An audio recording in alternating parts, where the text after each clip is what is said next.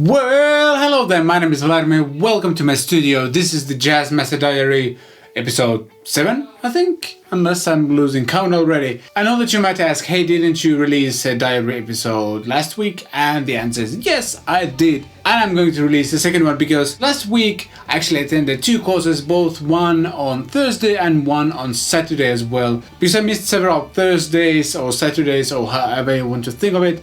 My teacher was completely okay for me to join the Saturday course as well. So on Thursday I continued my work on the neck of the guitar as well. The only thing I really managed to do besides kind of adding the coat layers on the guitar body itself, I just managed to attach this template to the neck and ran it through a table router. And I still don't like those machines, they are scary and need to move fast. And as you can see on the overhead cam or the neck cam, in few of the spots I was slow to move and it basically burns these kind of markings there, and they are always kind of annoying to sand off, but yeah, that's just something I'll have to do. On Saturday I managed to do more work on the neck. I kind of drew the lines that define where the tuners will be. I managed to drill the 10mm holes on them. I also noticed that the tuners I got don't have like a screw on the back, which would hold or like prevent the tuner itself from rotating when you try to twist the neck. Instead of it has these 2 pins, which are kind of interesting. Basically we talked with the teacher about this, that when I'll be attaching the tuners, I would kind of slightly tighten them in place. These 2 kind of nudges on the tuner would leave the marks on the neck, and then I would take a 3mm kind of drill and make small holes there, so that would allow me to kind of tighten the tuner tightly against the neck, so it won't be an issue. But this was interesting. I haven't actually seen tuners like this before. Here you can see a few shots of where I was drilling the holes. Basically you need to have something underneath the neck, so when the drill kind of goes through the neck itself, there's still wood underneath where it kind of will continue. Otherwise it will kind of splinter while exiting the neck, so to speak.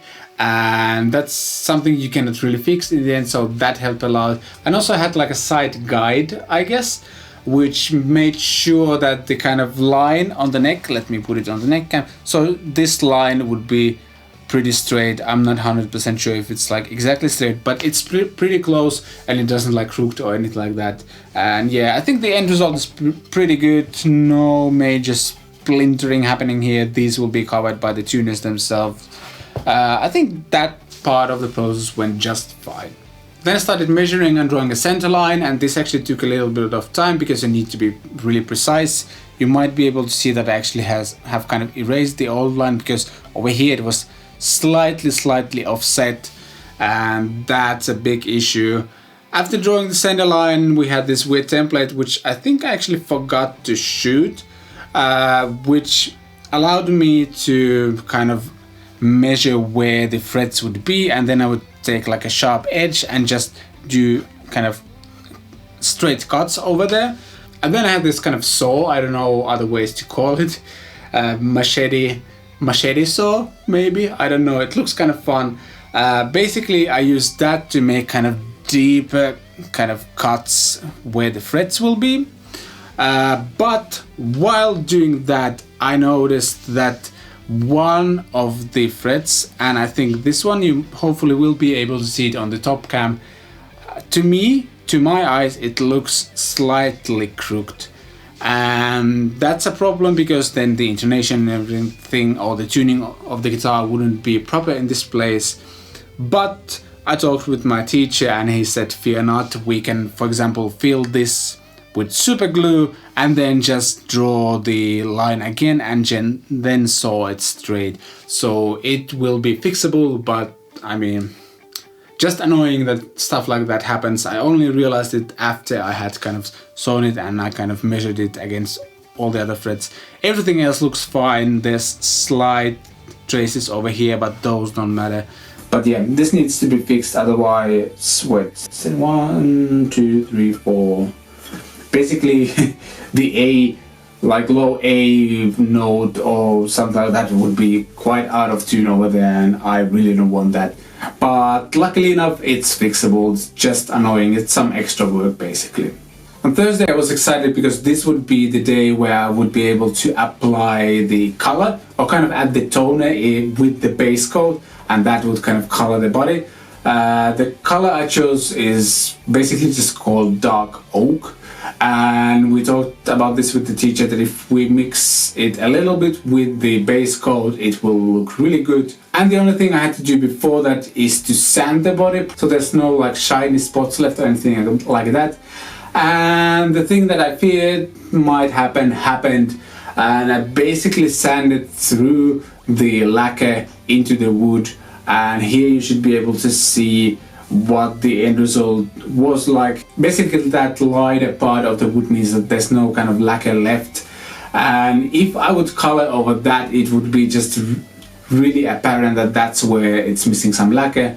So I agreed with my teacher that I would add another round of base coat. It was annoying, but that's something that just happens sometimes. I tried to be careful, but just like one swipe of the sandpaper and suddenly there was no lacquer left, and yeah, it just happens. So I just kind of gathered myself and just started applying the new base coat layers, and I tried to be quite generous with it because depending on how the pores of the wood are lined, in some places it kind of sucks the coat in right away, and at some places it actually it easily starts to kind of leak, drip.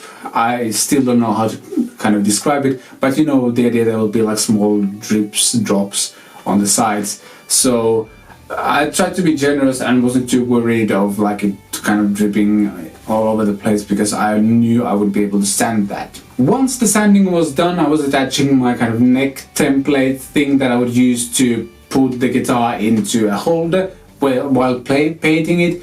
And when I was tightening the screws to attach that neck template, or like the stick basically, to the guitar body, something that has never happened to me before happened, and that was one of the screws broke while I was tightening it. That meant another 30 minutes of extra work. So basically I was left with two options. Either I would try to kind of take some of the wood around the screw and then use pliers and kind of pull it out, and I tried that at first but it didn't really work out. It was pretty deep already and trying to unscrew it was just impossible. So the other option that was left was basically take a chisel, I think, and I would then just kind of sand it to the level of the neck itself. And yeah, that was like extra 30-40 minutes of work, and my Thursday wasn't exactly like super successful. I made much less progress than I hoped I would make. On Saturday the guitar body was again nice and shiny because of the new base coat layers, and you guessed it, it meant more sanding. And this time I took my time, I was patient, I did it really carefully. I went to my teacher several times, he pinpointed like few more places where there was still a little bit of lacquer left. And basically I tried to sand it in such a way that the whole guitar would be just matte, no kind of reflections or anything, and that would mean that it's well sanded, and also made sure that I didn't kind of sand through anything. So the surface on which we would then apply the color coat layer would be even, and I think I managed to do that pretty well. Here you can see how the sanded body looks. There's some sort of paradox happening in building the guitar where you kind of apply coats, it looks nice and shiny and cool, and then you need to sand everything off, and then you do it again and again and again, and depending on the guitar you might have to do it like 5 times before you even get to apply the color on it, and then it's more coat layers and sanding. Yeah, as I mentioned before, if you don't like sanding, don't try to build the guitars, you'll be just frustrated 99% of the time. I don't have any footage of applying the color on the guitar. Actually my teacher helped a little bit with that because the kind of layers had to be super even, and he has more steady hand than I did, so he did half or maybe most of that. That was fine by me because you could only do that once and that was it. Basically it was like few nice swipes on all of the sides and that was it. Then I had to let it dry for I don't know 15-20 minutes, and then I would kind of make more just base coat and I would spray that over it, and I had to be super careful so it doesn't like drip anymore, because sanding that off would also probably sand off some of the color. And here you can see how the painted body looks. The lights on the ceiling are pretty yellow, so it's not like exact representation of what it looks like, but it's pretty close. I'm really happy how it turned out. It's not too far away from what I was going for, maybe slightly more dark and brown, and that's more than fine. But yeah, basically it looks really cool. There's almost like a golden hint to it as well. And I think I'll be applying few more base coat layers on it in the following weeks, but I don't want to have like a really thick lacquer layer. My telly over here, for example, it looks nice and shiny, but it doesn't actually have too many. Like, I applied some base coat layers, then I painted it white, and then I didn't apply that many coat layers on top of that. I kind of wanted it to wear down over time faster. And I also think, like, when you don't apply too many coat layers, it kind of lets wood resonate more, which I like a lot. So yeah, dropped something, never mind. Yeah, so I might be applying few layers, but not too many. So that's pretty much how the body will look like, maybe slightly shinier because I will polish it and everything like that. So yeah, that's what happened on last Thursday and Saturday. The next course thing is on Thursday. There's only like few times left.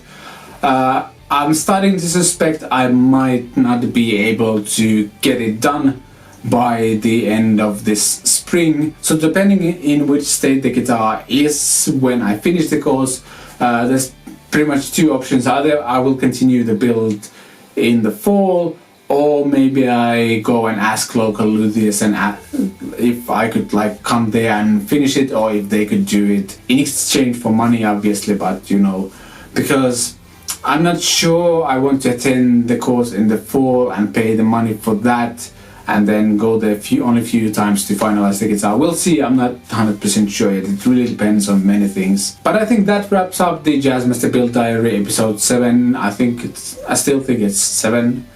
And if you found this video interesting, helpful, anything like that, please consider giving it a thumbs up, leave a comment down below, let me know what you think, ask any questions you might have.